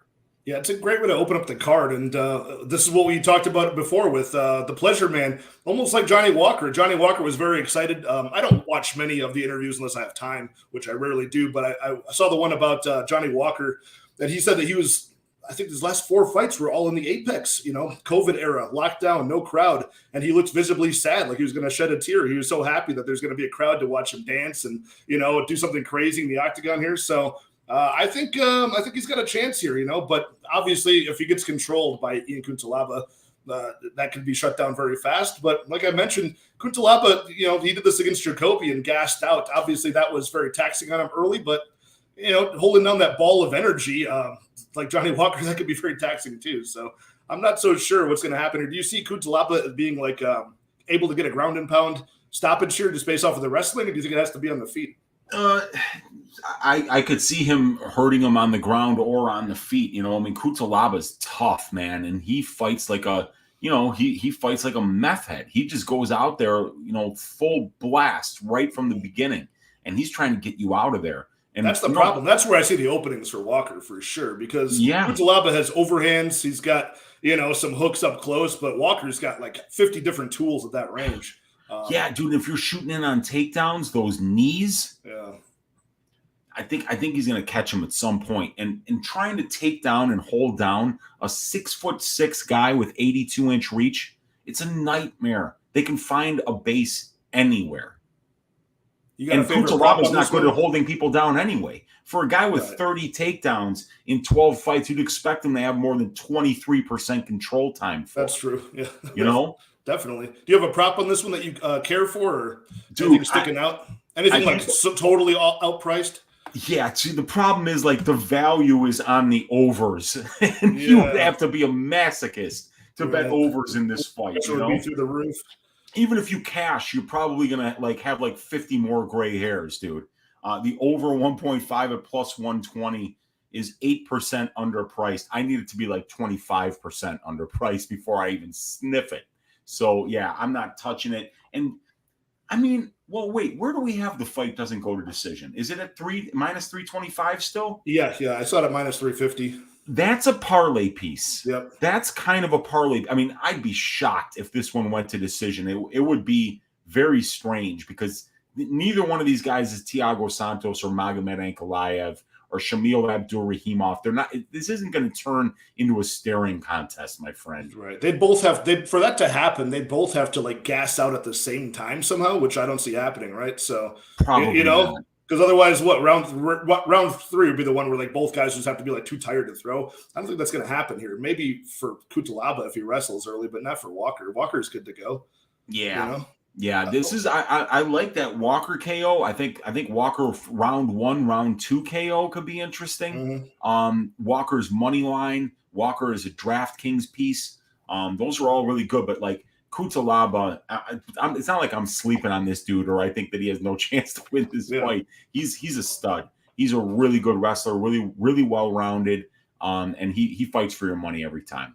Yeah, Walker's one of the better underdogs in this card, just out of the pure, like, it's such a volatile spot that, for this wide of a money line, getting almost plus 190 or so on Walker, that's just, and what could devolve into a coin toss fight if they really get into it, you know what I mean? So, yeah. Well, yeah, moving on to Macy Chiasson taking on Irene Aldana, the battle of, I think, 2 former featherweights, right? I think Aldana's only fought at bantamweight, but Chiasson has actually missed weight up at featherweight before. So she was in like super fat camp. She was at 148 and now she's expected to come down and get her giant 5'11", 5'10" frame down to 135 or 136. We'll see what happens. Fair to Justin Bieber, though, he took that fight on short notice, and it was up a weight class because of the short notice nature. So, I mean, Macy's huge, dude. She's huge. I don't know how she makes 135. It's crazy that she can even make it. She's got like a big, not even just tall, but like a big frame as well. She's 8-2 in this bout against Irene Aldana, who's 13-6. Irene Aldana's not small either. She's 5'9" for this weight class, 68-inch reach. And still, she's getting up there, 34 years old, but she's still kind of making improvements fight to fight. I do like her a lot in this fight. I do have a money line bet on her down when it was at minus 160. It's moved up to like minus 185 or so. I just think she's got the better hands here. She could even get Macy Chiasson out of there in this fight. She's got a nasty left hand that's dropped a couple people now. So I just love the smooth striking. The striking is going to be night and day here. So Irene Aldana has showed a lot of potential to circle off the cage and negate that strategy that Macy Chiasson has, which is to stall you against the cage and, just kind of hold you there and throw, knees at your thigh, punches at your stomach. And I don't know what else. Maybe try to get the takedown if she can, but I've seen her get reversed, though, too. She'll go for a takedown and end up on bottom a lot of the time. So I don't like that at all here. Certainly not on the Chiasson side. I was surprised she won her last fight for sure. That was a very uncharacteristically horrible performance from Dumont, but you can't take anything away from Chiasson capitalizing on that as an underdog either. So I'm on the Aldana money line. I do like it, even at this price tag at minus 185 or so. I still think that has some value on it. I'm that high on Irene Aldana here and just that low on Chiasson. What do you think about this one? Yeah, so Aldana is the much better boxer here by a mile, and she's done a great job thus far at the UFC level fighting her fight. So Irene Aldana has 2.36% control time for, and she allows 13.2% control time against. So her fights are staying standing about 84% of the time. You love that as a striker. Macy Chiasson, on the other hand, completely different here. 43% control time for, 19% control time against. Macy's fighting different type of fights than Irene Aldana is. Aldana has to actively work to keep that fight in the center of the cage, and she's going to have to do that again. Now, let's give you a couple more stats here, because when we look at the career of Irene Aldana, when she's been controlled for more than 100 seconds in a fight, she's got a 1-4 record at the UFC level. Caitlin Chukagian beats her. Leslie Smith beats her. Raquel Pennington beats her. Holly Holm beats her. Holly Holm, 316 seconds of control time. Raquel Pennington, 328 seconds of control time. And then Chukagian and Smith, Smith dropped her, and Chukagian outboxed her. Yeah, which is the Chukagian one's. She's just a money machine with that stand-up point fighting. So that one's forgivable. But yeah, yes, of course, yeah. I mean, and that was at 135 for Chukagian, but she's so good at maintaining range. Mm-hmm. That's not how Macy Chiasson fights. But we see that she got controlled when she's been controlled for more than 100 seconds. She's actually 1 win and 2 losses, and the win was over Talita Bernardo, 1-3 in the UFC. So Macy's going to bring the kind of fight that Irene doesn't thrive in. And if you're on the Chiasson side, I think she's live here. I think that she could make this a dirty, close fight because she's going to bring a style that Irene is going to have to actively work to stay off that cage, to stay off that back. And when she does get put there, she's not particularly great at getting back up. And Holly held her up against the cage. Raquel Pennington will do that to you too. And both of these ladies have lost to Raquel Pennington, but obviously it was Aldana that performed way better against Raquel Pennington. And Raquel brings a similar game plan to Macy, but Macy's just bigger. That's the difference there, is that Raquel can win minutes in the center of the cage with her boxing. She's got great boxing. Macy doesn't. So she's not just going to figure out, all right, after about 3.5 minutes of striking, I'm going to try to find the clinch. No, she's trying to find it immediately. And if she does that in all 3 rounds, she's going to bring a greasy fight with her. And I think potentially, Macy Chiasson by decision at better than plus 250, better than plus 300 preferably. Okay. Is a bet I'm going to be looking to make. I like the plus money numbers, and when I see a path for an underdog, it's something I explore. Look, I don't hate the take and the numbers with it and the just the overall game plan for sure. My only counter to that is who's she doing this against? She's doing it against Sarah Morash. She's doing it against Shayna Young, Mary Renault, who's 100 years old. You know what I mean? So the Dumont one was very, very impressive though, because Dumont is actually not that bad, but she just looked off in that fight. So that one is the most telling one. But otherwise, you're looking at Renault, Shayna Young. She's losing to Lena Landsberg. Things like that just don't make me feel very good. And can I translate that success in her game plan against Aldana, who I think is at a much bigger level? I'm not so sure about that. But I do like the take, and I've loaded up on 1.5 units on Aldana. And that's the most I want to get involved in this level of fight because, in the back of my mind, I do think that what you're saying is completely valid. I want to get caught in a greasy spot here against a much bigger opponent. And sometimes that's what it takes, Yeah, and when we see the sample size of 8 fights for Macy Chiasson, and we know that she's spending all that time in control time positions for and against, it tells us that we can count on her to bring a greasy game plan with her. So, yeah, I mean, but obviously Aldana should be landing the bigger strikes on the feet here, and she's got the fight-ending potential in that left hand of hers. Yeah, I mean, she's done that to a couple of opponents now. Yep. Ketlin Vieira, she put out, ice cold, clean. I believe, right? Yeah, it was a clean one. So it was clean. I like the Aldana KO here at plus 450. That's honestly the side that I would look. I would also look the scorecards equal no action for a finish for Aldana. That's at minus 165. It's playable. I like that too. I think that's a great way to look at it because Aldana's not going to get finishing potential. Yeah, not so I might hedge out that bet with that, just in case she does just get edged out in the decision, gets the control time she's held up against the cage and kneed and punched in the stomach for 3.5 minutes, and she did solid striking work for the other 1.5. That could happen. She could lose that decision, but at least we would have that decision equals no action one, just in case she gets that finish, But yeah, it's an interesting take in there. Of course, I watch your probability. I watch your stat diggers. I watch, just the tip. This week, since you're on my show, I didn't watch any of that. I got to rewatch it. I just wanted to have a fresh opinion. Yeah, and be shocked by things like this. I had no idea. So, moving on to the exciting portion of this fight card now. We've got Kevin Holland taking on Daniel Rodriguez at a catchweight bout, the second one of the night at 180 pounds. I guess D-Rod asked for this. It wasn't Holland didn't care. He would have done it at 170. D-Rod asked for this one. I guess they probably were going to like push this later on in the year, but since this card was lacking in name value for a pay-per-view, I think they said, look, can you guys fight right here and now? And he said, look, I need some time to cut to 170. So catchweight bout nonetheless. Kevin Holland has fought higher than this before at 185, done quite well against some pretty big names. D-Rod is doing pretty well, though. 7 UFC fights, 6-1 record. Kevin Holland north of a -200 favorite here. Rodriguez somewhere around plus 180. Kick this one off, Weezy. What do you think about these two guys? This should be a really exciting fight. Fantastic fight, man. Kevin Holland is only 29 years old, and he has 31 professional fights. I don't think people appreciate Kevin Holland enough. How experienced he is, how well-rounded he is, how much power he has. One of the things I think really is underappreciated about Kevin Holland is the man's durability. This dude has never been knocked down in 16 UFC fights. You look at the names, and he made his debut against Maheta.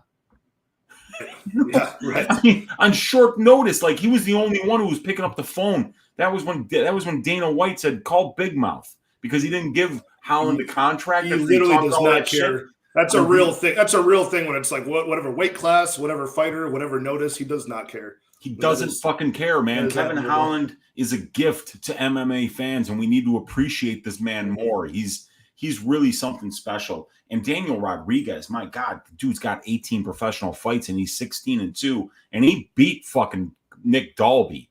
He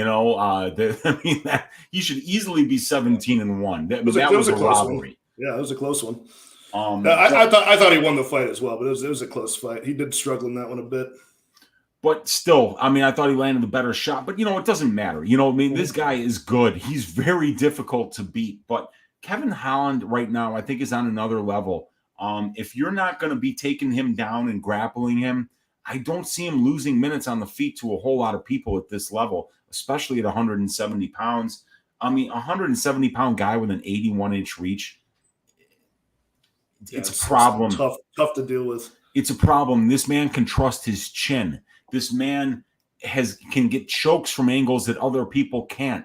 This man has the kind of power to knock people out with hammer fists from his back. Kevin Holland is the real fucking deal. And at 170 pounds, he's absolutely scary. I love Kevin Holland in this spot. Daniel Rodriguez coming off a broken wrist. He's had surgery on that wrist. He's been out since last August, I want to say, against Kevin Lee, who's no longer with the promotion. So, yeah, and I had a bet on Lee in that fight. I thought Lee was going to be able to wrestle him and win minutes on the ground, but man, Daniel can stop those takedowns, dude, and he's a great submission grappler in his own right. But yeah, I don't think Rodriguez wins minutes on the feet against Kevin Holland, and I don't see how he wins this fight if he doesn't do that. This is a guy who has 9 takedown attempts in 8 fights. He's not going to turn into a wrestler. He is a boxer, and he's a boxer at a 7-inch reach disadvantage, and he's 6 years older than Kevin Holland. Going with Kevin Holland here for sure. Love him. There you go. Yeah, Jen is correct. This will be a crazy fight. Oh, shout out to a new face, Forrest Bueller, making it to a live stream. Shout out to you, man. Thanks for stopping by. Yeah, I got a money line bet on Kevin Holland. You can go inside the distance, which I like. That's around, minus 150 or so. Because you don't know if this guy's going to pull a Tim Means like his last fight, get the club and sub. He could knock you out, just dive onto your neck. And Kevin Holland has made mention of wanting to do that in this fight. Not that what they say means anything, but, that's maybe just second nature to him as a BJJ black belt. So I do like him. I like Kevin Holland. And, I turned against him as a fan when he, got out wrestled by Derek Brunson and was just basically just clowning the whole time and not really making an attempt to fight.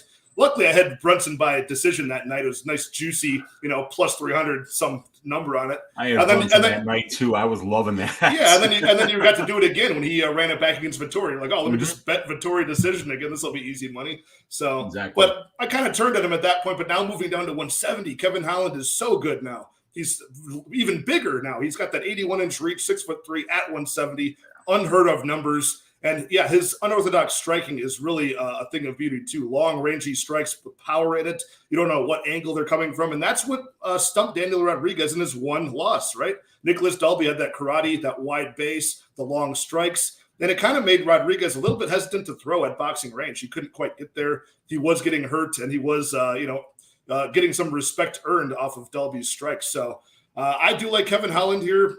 15 UFC fights, 10-4, and that one no contest against Dalkas at the end of last year. That was the only time we've really seen him in very much trouble, So I give the level of competition as a huge thing here as well. All the names I just mentioned, even in a loss, he's faced those guys in 5-round headlining spots. Much more than you can say about Daniel Rodriguez, whose last 3 were, Preston Parsons, Kevin Lee, Mike Perry, the Nigerian nightmare, Mike Perry.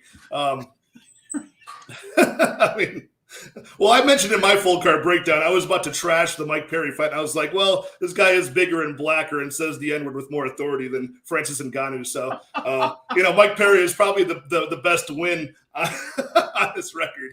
So, but level of competition largely in the favor of Kevin Holland, size, experience, all that nonsense. I think Kevin Holland gets this done inside the distance, but I don't know how he does it. So, money line for me.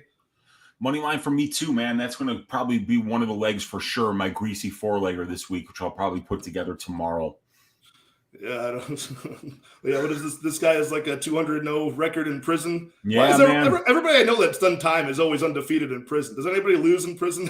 Yeah, well, there's not official records there, so if somebody's got enough braggadocio, they can complain. They can say whatever they want. We need a prison topology. That's what we need. That would be pretty fucking cool, man. Because us degenerates, we'd be betting on that shit. Oh yeah, it would be. Oh man, that's actually we're onto something. We'll have to talk about this backstage. We're onto something here, dude. This is how great ideas, are born, my friend. Over tequila. That's right. That's right. You got that going. Moving on to the co-main event, we're both on Holland there. We'll see if we line up on this one, or if one of us is on El Kukui. Tony Ferguson taking on Li Jingliang in the co-main event at 170 pounds. This is the first time Tony's been there, I think, since like back in the day when he won the Ultimate Fighter way back in 2011. So It's been a while. He's had 20 UFC fights where he went 15-5. The legendary 12-fight win streak at 155 for Tony Ferguson. Collegiate wrestling base, ends up being a very good striker, building up damage over accumulating strikes in his fights where he drags people into deep water and they can't quite follow his cardio there. That's really the name of him winning all of these fights. Not an offensive wrestler himself, even though he's got that wrestling background, So when people panic wrestle, they don't like getting punched in the face for 3-5 rounds. They start diving and, trying to get the takedown on him. He locks up the Darce or transitions to the rear naked choke. So Tony Ferguson, legendary cardio, legendary durability, until recently on this 4-fight losing streak against all of the top guys, Gaethje, Oliveira, Dariush, Chandler. I mean, these are a murderer's row of all of the top guys in line for the belt or champion. So I don't know. Does he come back and make a revival here at 170?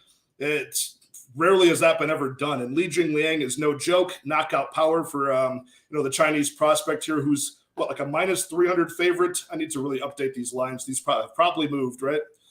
Maybe he's more than that. About -300. You can have +250 on Tony Ferguson. That line has held firm since the weekend. So I like Li Jingliang here. The guy is super durable. All the things I just said about Tony Ferguson as far as durability go for the leech. Li Jingliang, never been knocked out. And he's got a knack recently of knocking out guys that have never been finished before, like the king of Kung Fu, Muslim Salikov, Zaleski dos Santos, same thing. Ponzinibbio, very durable. Mm-hmm. So he's knocking out guys that are supposedly very durable, and he's doing it at 170, not 155. I like Li Jingliang here.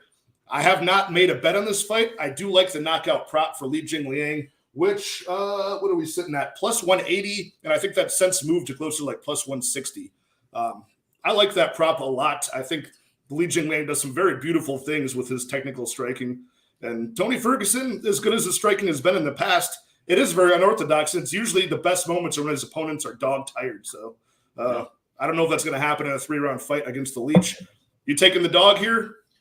No, man. I'm Tony Ferguson's probably my favorite UFC fighter of all time. This guy has brought us so many exciting fights, so many wars. But he's a guy that's traditionally lost first rounds. It takes him a while for his striking to get going. He trusts his chin. And trusting your chin at the age of 29 at 155 is different than trusting your chin at the age of 38 at 170. Against a guy like Li Jingliang. You've been cracked a couple times now. This dude cracks, man. He's got really big power numbers. He's landing a knockdown on 1.38% of the significant strikes that he's landing. So that means that he's landed 10 knockdowns in 16 UFC fights. And this is at 170. He's finishing guys that nobody finishes at 170. You know, this is going to be rough, man, for Tony Ferguson because, you know, he's never been a guy that's been this great minute winner. You know, he's a guy that gets into wars. He drags you into wars. He trusts his chin. That's always been the cornerstone of what he's done. Tony's not going out there and starching anybody. Tony's not going out there and winning minutes and, you know, winning clean 3-round decisions by piling up takedowns and control time. Everybody that loses to Tony Ferguson looks like they got thrown off of a moving train. Mm-hmm. You know, they look like they got, you know, hit in the face with a shovel, and it accumulates over 3 rounds, and it's something that you have to willingly take part in. Lee, when Lee touches Tony, it's going to feel different. These guys, this is not from moving up from 145 to 155. This is 155 to 170. The power is completely fucking different. Ask anybody that's fought. You move up a weight class, people hit differently. When people hit differently and you're on a 4-fight losing streak and you're 38 years old and you can barely even string together a sentence as it is, it's a bad spot to be in here. I'm all over Lee. I think he is the first person to knock out Tony Ferguson at the UFC level. Wow. Yeah, it's one of those spots. No, actually, Ferguson, I'm sorry. Yeah. He's been finished twice via knockout. The last couple, you know. Level, yeah. You know. Yeah. Besides lately, we'll forget the last 4 streak he's been on. I know we're always caught in that mindset that Tony is still in that like 12-fight winning streak prime when he was, you know, challenging Khabib and trying to call him. He's still trying to call Khabib out of retirement. By the way, he was yelling about that all week at the presser. I know he said that they said they're going to do the Ultimate Fighter. I'm like, Tony, I'm not even involved with the UFC. I know that whoever is talking to you is like doing a Dana White impression, and you're falling for it. Right. So he's a goofy guy, man, and that doesn't make me feel any better about him fighting here. And, you know, this is almost like at a certain point in the lower weight classes, like below 170, the move seems to be like, okay, the guys were too big. Let me move down to like bantamweight, like Jose Aldo. Let me go from 145 to 135. Mm-hmm. Usually doesn't go that well. This isn't going to go well either. Moving up a weight class when you're doing horribly, getting knocked out, they're not getting any weaker. You're not getting much bigger. He looks about the same. You know what I mean? Like he's not filling out to like this muscular, jacked, durable Tony Ferguson. You know, maybe his fight week will be a little bit better. He said he drank a soda pop or something, you know, and he felt good, but I don't think it's going to go well for him. He's like, oh, this is great. I get to drink Mountain Dew fight week. This is crazy. That's wild. Yeah, because he's not cutting the weight for once, and that probably does feel good for him. But, Lee's got serious power, and you know that, man. Well, Tony's in the chat. So, that's my guy, man. You know, regardless of the 4-fight losing streak, Tony Ferguson was a gift to the UFC that we all should appreciate, man. That guy had some of the best fights in the history of the promotion, man. The guy's What's going on, TJ? How you doing, buddy? Got Ink Looney in the chat. And Jenna's heart is broken because it's get out the shovel and the tombstone for Tony Ferguson. I don't see it happening here. What do you think about the time props though in this fight? The fight doesn't go. The fight. I'm terrified of him, man, because Tony. I mean, Tony's incredibly durable. That kick that Chandler caught him with was just perfect. Yeah, and it took 5 rounds for Gaethje to attritionally get the ref to step in. There were strikes in that fight that were just insane. You saw all the telltale signs of somebody that would be knocked out. You know, their the mouth guard, you know, basically rattling in their teeth. You saw the giant ears of Tony Ferguson wiggling in the wind. You know what I mean? All of the signs that you would see a knockout finished. He just stood there and took it. He's so unbelievable. Yeah. I mean, so durable. But I would lean the violent side. Let me look at the prop template here real quick and just see where the value is. But I'm assuming the value is on the overs. Yeah, it's on the overs. But yeah, I would rather bet the unders. Just because the value's on one side doesn't mean you have to bet it. You know, Yeah, you have to use your eyes as well. He's got some really good combinations, and when he really gets going, he seems to be one of these guys, Li Jingliang, like where he can really tell when somebody's about to break. Like he just knows, and he follows up with vicious combinations, and usually gets him out of there. You know what I mean? He doesn't like ever let the guy go. The guy he tagged him, and he doesn't follow up. Like he tends to follow up and get his opponents out of there. I think he'll do that against Tony Ferguson here. But yeah, the time props I'm probably going to stay away from because it's Tony Ferguson. You know what I mean? Yeah. Like I don't want to have the recency bias of like a couple of times he's been cracked recently, and now suddenly all of his durability is gone. It very well could be, but I don't want to put my money behind that. So I'm just picking a side here, and I think Li Jingliang by knockout. I might end up throwing in on that. I haven't gotten there yet, so I'll let you guys know tomorrow. But we've done it, Weezy. We've done it to the main event of the evening. We got 30 live viewers in here. Shout out to everybody. Yeah, big cheers. Sip down some Jose Cuervo, and we'll get into Khamzat Chimaev versus Nate Diaz at welterweight. A crazy pay-per-view main event spot for Nate Diaz. Khamzat Chimaev came out of nowhere, and he's a very exciting guy to watch. Only had like 4 fights, never really been touched, and then he fought the number 2 guy in Gilbert Burns and went toe-to-toe with him over 3 rounds, showed great durability, won the fight by his first time going over 1.5, his first decision, and he gets a win over the number 2 guy who just challenged for the belt. I mean, just an insane accomplishment in such a few number of fights. And now he's taking a step backwards almost and fighting Nate Diaz, who's knocking on death's door as far as his career is concerned at 37 years old. And, he has not been the most active guy in the world. You know what I mean? Like he used to fight pretty often, and now he has only had a few fights since like 2018. So he had the long layoff after the McGregor fight, the second one, and then fought for some BMF title. Before that he fought Anthony Pettis, who was also kind of washed up at the time, but beat him. That was the last kind of like shining moment for him. And now, such a weird main event. I don't know what to make of this one, but I'm all for it. I'm excited for it. I see people trashing the pay-per-view as a whole. This should sell it right here. There are a few fighters over my, many decades of watching this shit where like I'm kind of like really apprehensive to see what happens next when they walk in the octagon. Anderson Silva was always one of those guys, a lot of the guys making the walk from Pride back in the day, like Vanderlei, those guys did that. Yeah. And now Khamzat, he's one of these guys that's kind of like on that level where he's so dynamic and you don't know what's going to happen. Will he finish the fight in 2 seconds or will we finally see him look human? So he finally looked human against Gilbert Burns, but did he though? Some of those strikes he took were insane. So I think he's going to maul Nate Diaz. He's like a minus 1250 at best favorite. And now, there's even up there like minus 1800. The stab on Nate Diaz would be a juicy one, but this doesn't even seem worth it to me. Nate Diaz had few shining moments in the UFC as it was, like even years ago. You're talking about some of his best moments were like Donald Cerrone, Takanori Gomi, Gray Maynard. None of these names are even relevant. Sadly, they're not relevant anymore, but those were kind of his best moments. That and, getting defeated by Bendo Henderson for the belt. But I don't know. This cardio and durability that he seems to be known for, I don't trust that that's in place anymore at 37 years old and being so inactive. So I like the under 1.5 here again. It's like plus 135. So do you think that Khamzat Chimaev's 10 out of 11 fights to finish under 1.5 is suddenly going to be railroaded by Nate Diaz at this point? I don't really think so. So no. You know what I mean? So what do you like about this fight in general? Are you excited as a fan for this one? I mean, as a fan, not really. No, I'm not excited. Why not? No, because like this doesn't make any sense, man. I mean, Nate Diaz.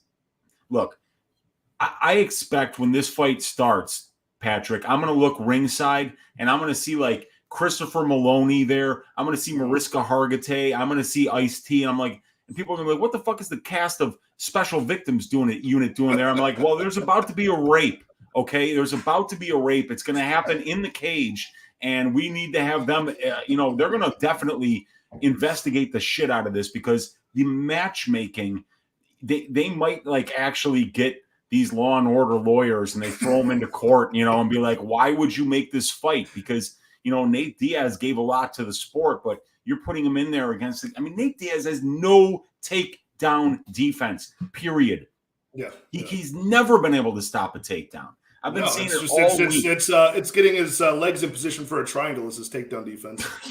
Yeah, and like the triangle still works at this level, you know. Like do you think that Khamzat's getting caught in a triangle, you know, while Nate Diaz flexes from his back? No, that's not happening, man. This is gonna be, you know, I think Khamzat probably finishes it round one. I think he's gonna shoot a takedown within 10 seconds, pick this guy up, maybe even throw him out of the cage the first time just to show off a little bit. And then when he gets put back into the cage, then they'll throw him into the cage, you know, and then just pound his head through the canvas. It doesn't make any sense to me why they made this fight, Patrick. I just don't get it.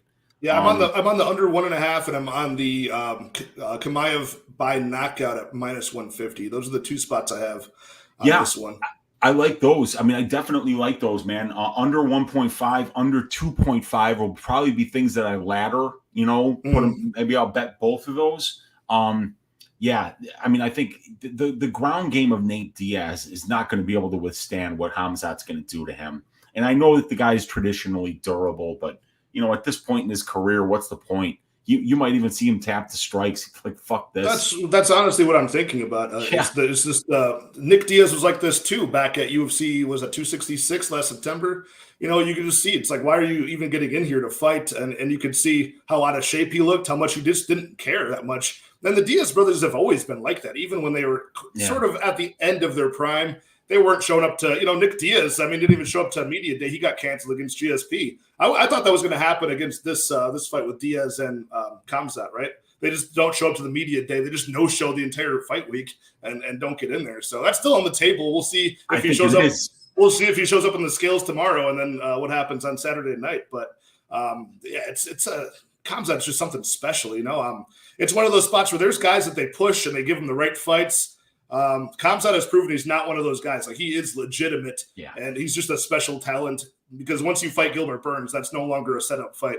That's them telling you, okay, you want to jump from being unranked to the number 2 guy in the world? All right, we'll see if you can do it. And he did, and especially over 3 rounds. I'm so glad we got to see him fight 3 rounds in that fight, because it wasn't like Gilbert slips in a banana peel 15 seconds in.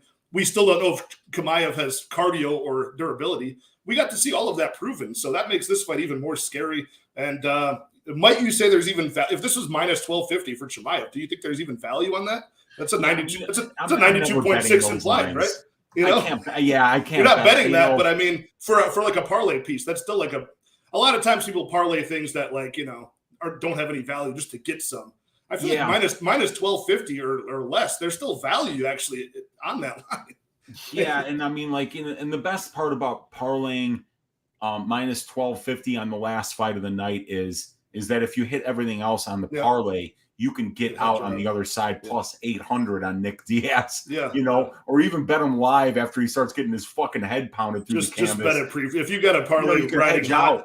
If you got a multi-fight parlay, you could easily hedge out on that. And I'm in parlay rehab myself. I haven't done it in 5 events, and I'm 5 events profitable. So isn't that something, man? I got off of them.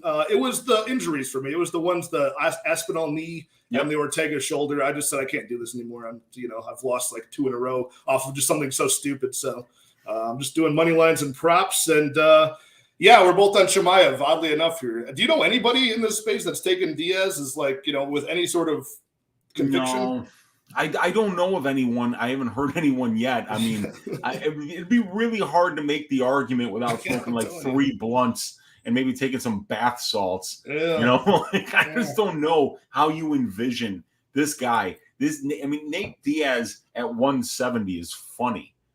You know, because the guy's a 155er.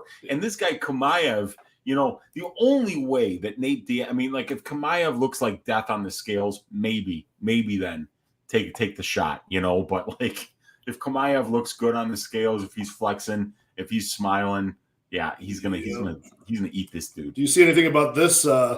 Nate saying he didn't train, he just wants out at the media day. I didn't have time to watch that one, but I did watch his. He did one of those ESPN sit downs with Brett. Train. I have to rewatch this now just to see. He did. It's almost kind of funny, Patrick. I hate to interrupt you, but, like, go ahead. I wouldn't train either. Yeah, what's the point? For what? You're wasting energy. This guy's gonna kick your ass no matter what, you know. So why even fucking train? Just show up, take the check, I mean, he might even not even fucking show up. I honestly believe that that's a possibility. He might just flip him off and then walk out of the cage before the fight even starts. I mean, that's basically what he was doing against Leon Edwards in their fight. He wasn't really fighting back at all until the very last punch, So yeah. It's tough. I saw that thing that he did with Brett Okamoto, that like long form interview that they do for the fights beforehand, where Nate's was basically like a therapy session. Like he sat down with Brett Okamoto. Brett just let him like ramble, like the Diaz trailer park mumbling session that he goes on when he talks. And it was just a lot of weird stuff about his legacy. And he would go from saying he doesn't care about what anybody thinks to saying, oh, I just want to prove that I'm the best and I'm the champion of the UFC. He's just going on a full like manic ramble. So I don't know what's going to happen with this one, but I'm all for it. And I hope he shows up. And we do need a Patrick Weezy watch party. That'd be a good time. Just roasting everybody's walkouts. I can't wait for the pleasure, man. I hope he comes out to Dolly Parton again. He'll have the crowd on fire. I'm telling you. I don't know if I can even fit in this little tiny vertical window I got here, but the guns. You gave them to the guns here. We'll see. But yeah, so we can just wrap this up with our final three props of the card. The ones that I have that I like here, just the Khamzat KO at -150. I think that one's pretty reliable. No time, just letting Diaz slowly get bored in there, basically getting his face punched and maybe even a tap to strikes. I like the walk around 1 KO at +650. And I did have that Alateng and Anheliger fight goes to decision at -155. I did like that one. We sort of disagreed on that one, but that's a spot that I thought wasn't much to wager in a fight to that weight class that they tend to go over. So what are your top three, Weezy? So the top one that I'll give is the smallest one for the highest gain. I'm going round 3, Anton Turkalj. Yeah. Plus 4,000 for a very, very, very small amount of money. I wrote that one down. That's a good lottery ticket. Man, that's a wild one there. Also, I've got a 1 unit tracked bet on the Kevin Holland, Daniel Rodriguez fight goes to decision. Both these guys have never been finished before by knockout. Holland has been finished twice by submission in his career, but I believe they were both, or one of them was in the UFC, one of them was pre-UFC, I think. But either way, they're both very durable guys. So at plus 155, which is where I got that, it was just severely underpriced. So it was something I took a shot on. That's another one that I like. And I also like the Johnny Walker by knockout. I feel like he's just a problem at this division. And like I said, he's never lost to anybody in the UFC that didn't have a winning record in the UFC. Cutelaba's got a losing record. Cutelaba doesn't have the best fight IQ sometimes. So I could see Johnny catching him with a knee when he tries to shoot in on a takedown and landing a big shot here. So Walker by KO at plus 325 on Bet Online is something I like as well. I'm surprised we lined up on that one. I wasn't prepared to hear you say that you like Johnny Walker in that spot. I know it's a risky spot, but that's his main path to victory there. So why not? I think he does have a path to win that fight. As we talked about, it's kind of could devolve into a 50-50, and you want that big plus money on the bigger guy here. So, well, here's the thing about that one is that I don't think Johnny Walker's ever been a minute winner, right? He's a moment winner. He's a guy who wins big moments and lands big shots, but he's not going to take you down and grind you out. He's not going to hold you up against the cage and win some, dirty boxing exchanges. And he's not even going to jab you up from a distance, so his best path is always winning by knockout. Right. So, yeah, Mark Gomez asking for the main money lines. I'll give mine. I know you can watch Weezy's channel for his, or even look on his Patreon for that one. But I'll go over this in great detail tomorrow on the short form video I have. But my money lines are Johan Lainesse as the underdog, Healy Alateng, Jamie Pickett, Hakeem Dawodu, Kevin Holland, and Irene Aldana. Those are my 6 money lines for this card.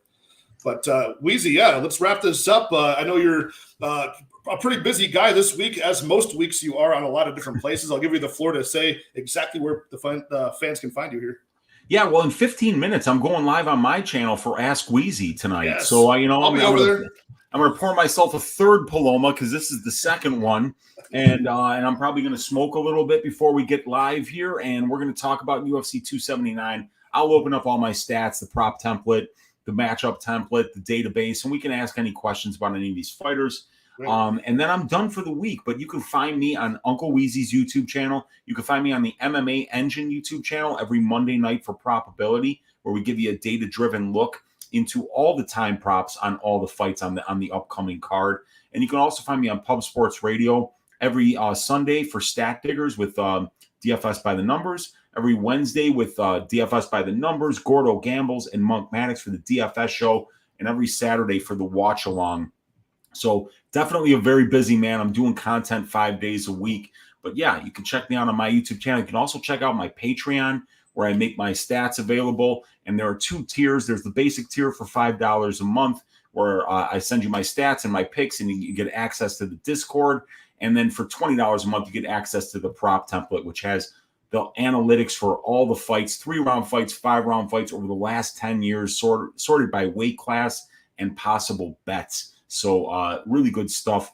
Patrick, thanks for having me on your channel. Get on that prop template Patreon, you guys. I'm on there myself. I do my own research, my own reads. It's a full part-time job, but I use that as a tool to make my decisions too, and just to support a guy that I respect who gives us so much free content. So, and I never told you this, but you're one of the reasons I actually got into doing content on YouTube. I mean, it was like Clint's show is the most popular one. He brings great energy. Eric Bets Fights, super nice guy, and he's an old school fan as well. But you're a guy who's showing spreadsheets and Excel numbers and dissecting a fight forward and backward. And that's something that I know that I like as an obsessed fan, but I didn't know there was a huge community for it. So I thought maybe I could get half as many people if I do a half as good video as you. So I jumped into the game myself this year. So it's been a pleasure having you on, man. All of those, Patreon, YouTube, and MMA Engine links are in the description, you guys. All 30 of you guys, have fun watching the fights this weekend. And I will talk to you guys tomorrow on my best bets and props. All right?